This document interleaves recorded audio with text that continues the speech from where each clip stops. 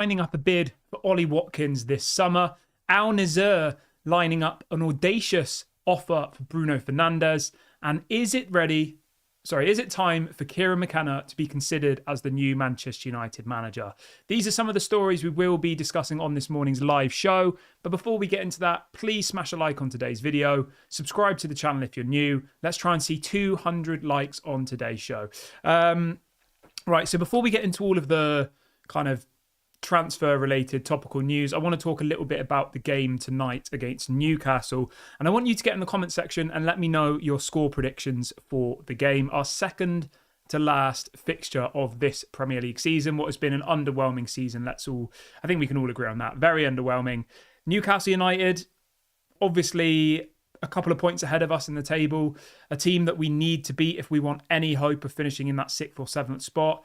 It's still going to be really difficult. Even if we win tonight, we'll be on level points with Newcastle and Chelsea, but both of them have far superior goal difference. Newcastle have plus 22 goal difference. Chelsea have plus 12, and we've got -4. So, even if we beat Newcastle 4-0 tonight, which won't happen, we would still be 22 goals behind them and 12 goals behind Chelsea. So we really need to get the win, obviously. And we really need to hope that results go our way on the final day of the season. But I'm not really holding out much hope, to be honest. Obviously, we've got Brighton away on the last game of the season. That's going to be a really difficult fixture. Chelsea play tonight. They play Brighton away, which again is a difficult fixture. And then Chelsea have got Bournemouth at home on the last game of the season, which I expect them to win. Newcastle obviously have Man United tonight and then have Brentford away. I mean, if we were to beat Newcastle tonight, I would maybe have a tiny bit of hope that maybe Brentford could get a result against Newcastle. But yeah, I think it's going to be difficult. But either way, we need to get some sort of a result tonight. We need to start building up a bit of momentum ahead of this FA Cup final. And I do have some positivity to bring you this morning. And the story that's come out from Erik ten Hag is that apparently Lisandro Martinez will be in the matchday squad for the game tonight. So that's a really, really big positive.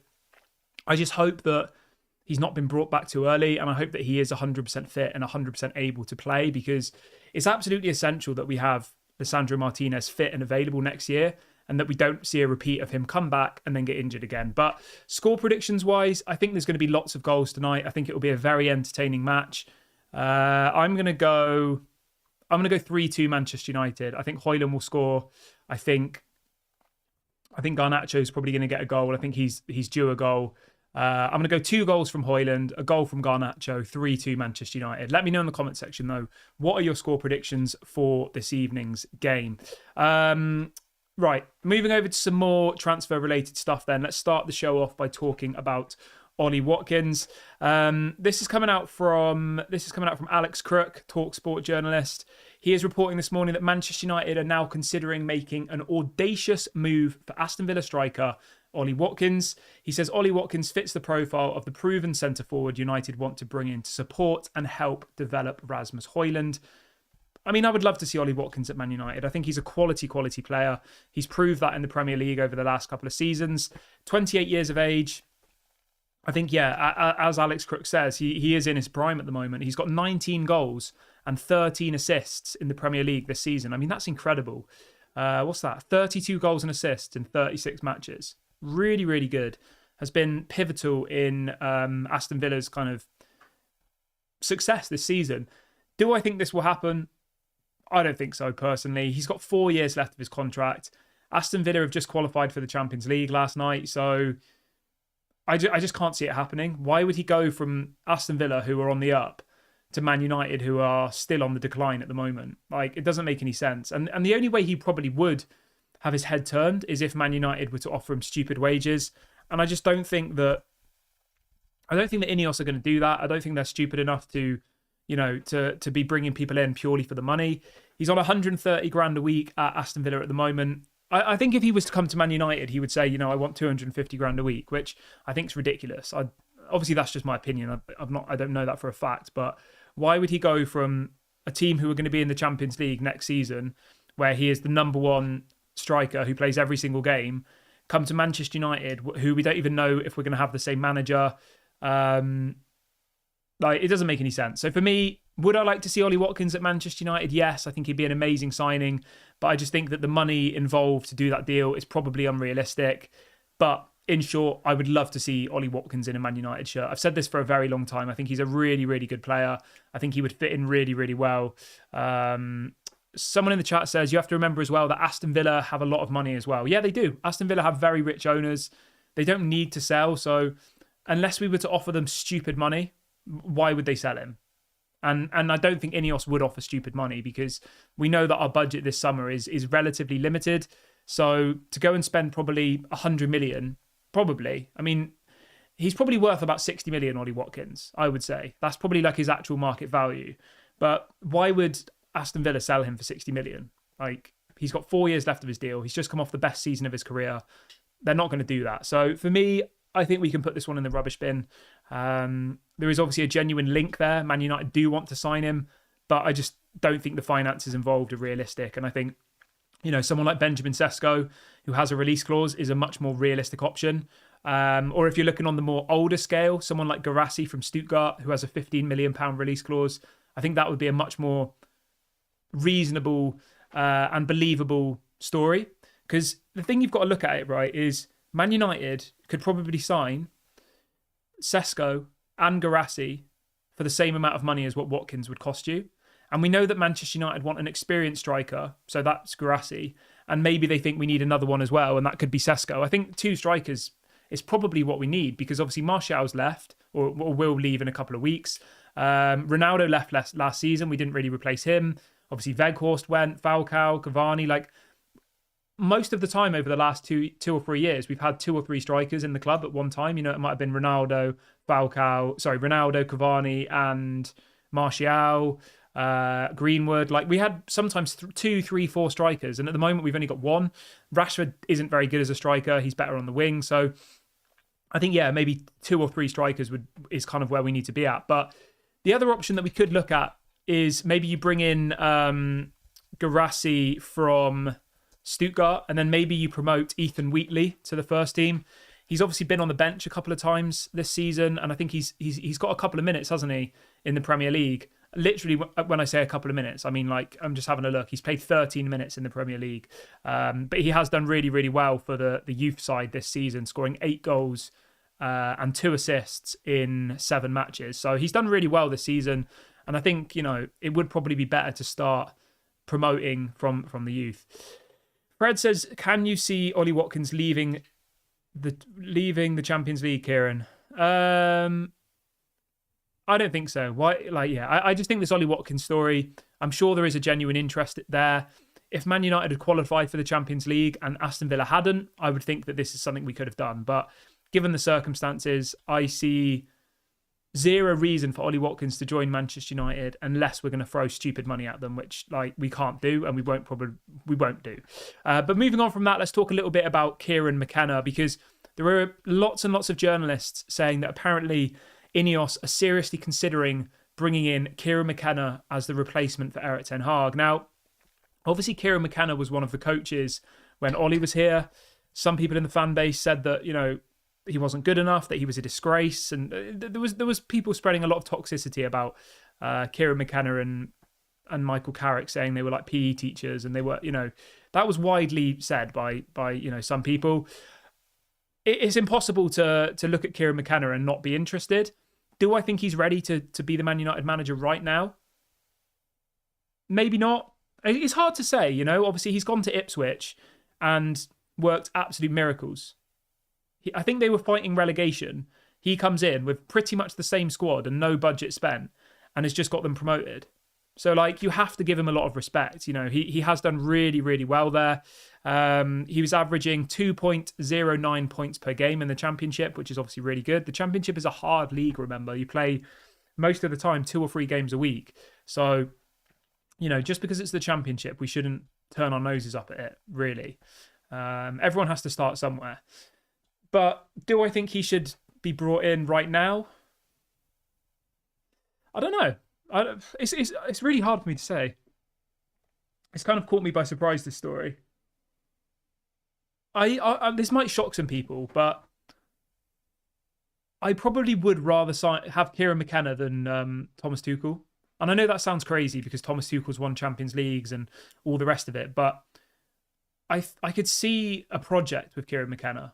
It might not work, but I can at least see like a longer project and a longer future.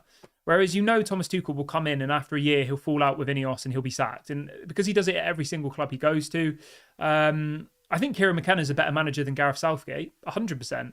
Gareth Southgate's won nothing in his whole career. Obviously, as a footballer he has, but as a manager, Gareth Southgate's won nothing and not really achieved much. So between Kieran McKenna and Gareth Southgate, I pick Kieran McKenna.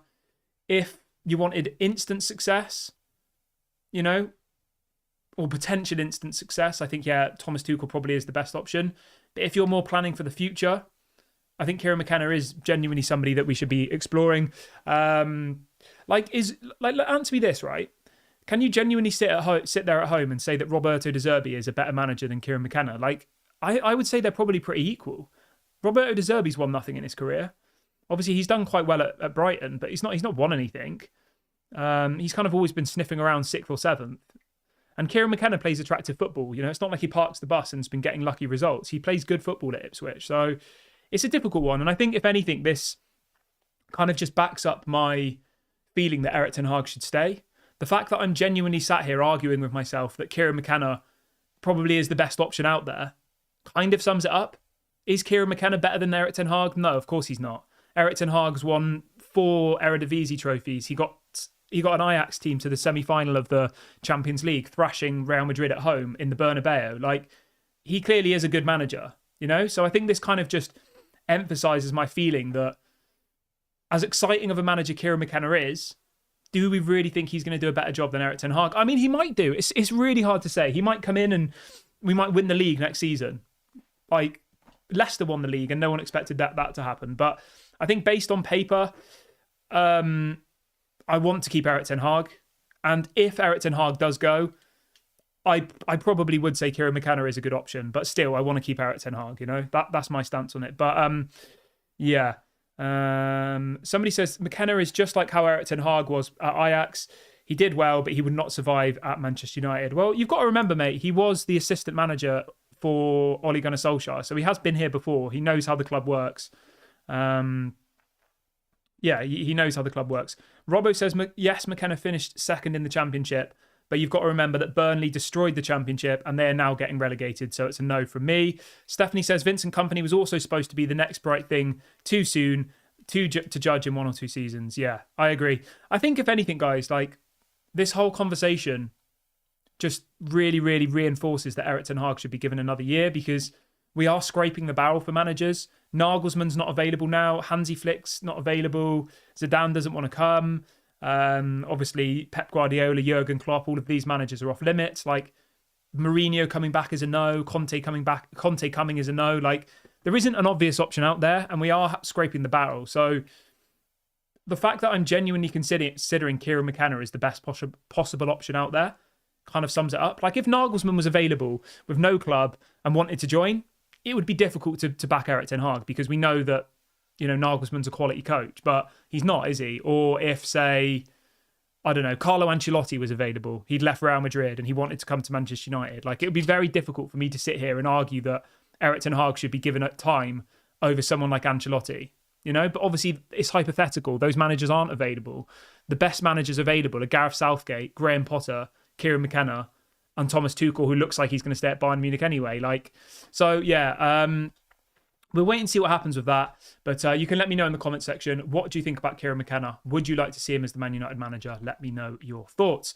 Moving on from that, before I move on, actually, guys, please do me a small favour. Everybody who's watching the video now, please hit the like button. It really, really helps to bring more people into the channel. It really helps to improve the channel. It will allow us to do bigger and better things. So please make sure you smash a like. It doesn't cost you any money and it really, really helps me out. So please do that. And if this is your first time watching, subscribe as well. Bottom right hand corner. We're live every day at 11 a.m. and 6 p.m. We'll be live throughout the whole of the transfer window. Any breaking news will go live immediately. So make sure you subscribe for that. Right, let's move over to this Bruno Fernandes story then, shall we? Because obviously this has been widely reported over the last couple of days. And the headline this morning is that apparently Al Nassr are interested in signing Bruno Fernandes this summer. It goes on to say that Al Nassr are aware that Manchester United want to keep Fernandes, but there is a belief that a large enough offer would tempt Manchester United to cash in. Now, obviously, Ronaldo's at Al Nassr. It looks like Varane's probably going to go to Al Nassr. It looks like Casemiro's going to go to Al Nassr. Can I see Bruno Fernandes going to Al Nassr? I mean, if he's going to be paid crazy money, then maybe. Like, he's still going to be in the Portuguese national team if he goes there. He's not going to win anything at Man United in the next couple of years. Let's be honest, he's not. And Al Nassr are obviously one of the best teams in the Saudi league, so he probably will win the Saudi league. Obviously, they compete in the Asian version of the Champions League as well. So, they're a decent club. I know it's obviously nothing on the Premier League or on maybe like, I don't know. It's difficult because you could argue that there's better players playing in the Saudi league than there is in the French league now, genuinely.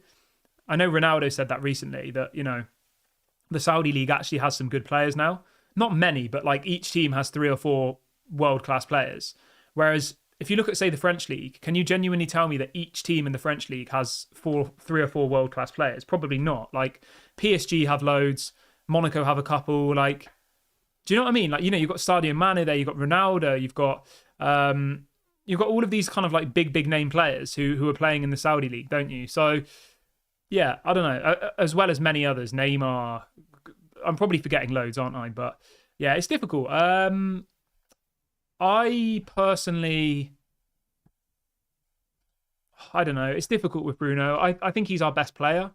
But if we were going to have a bid of like 100 million, obviously you'd have to take it because we're not in the luxury position of being able to reject, massive bids for players.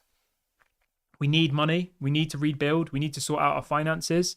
And what better way to get money than to sell players for like double their worth? So, if someone did offer 100 million for Bruno Fernandes, I imagine Manchester United would strongly consider it, to be honest with you. I do, because we need the money. As simple as that. We need the money. We need to rebuild, and we don't really have the money to rebuild unless we sell players. And, he probably is one of the players that would generate the most money, as well as like maybe Rashford.